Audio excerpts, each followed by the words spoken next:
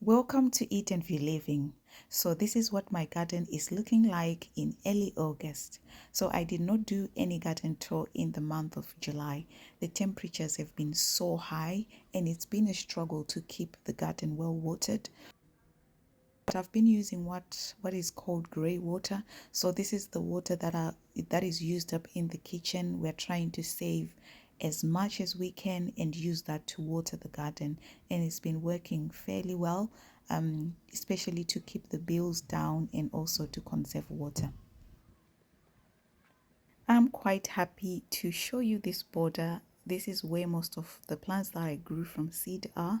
So you can see those yellow daisies, the poppies.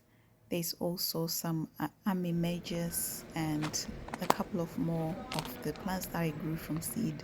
So I can say that growing from seed has been such a success for me. I've saved a lot of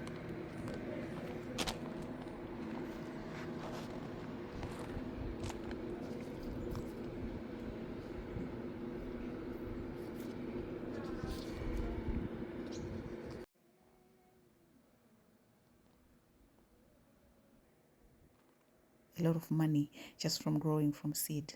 So I'm going to be doing this again next year. Even those white daisies, I've also grown them from seed using the winter sowing method.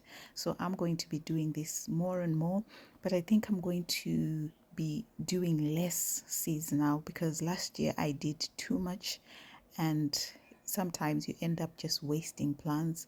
So I'm going to really streamline the seeds that I'm going to be planting, choosing those plants that have been best performers for me. So let's talk about the weather. The temperatures have been so high that sometimes it's really difficult to keep on top of things. I think the highest temperature that we've recorded in the Midlands where we are has been, I think it's been 33 degrees, which is really, really high, very, very high.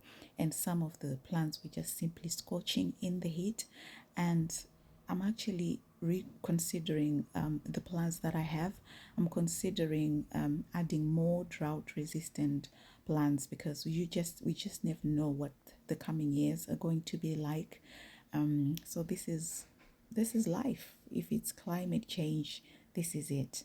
We have to probably reconsider the plants that we have in our gardens. But of course, we hope for the best and hope that next year will be much better. So I hope you enjoy the rest of the garden tour. If you haven't subscribed, please feel free to subscribe.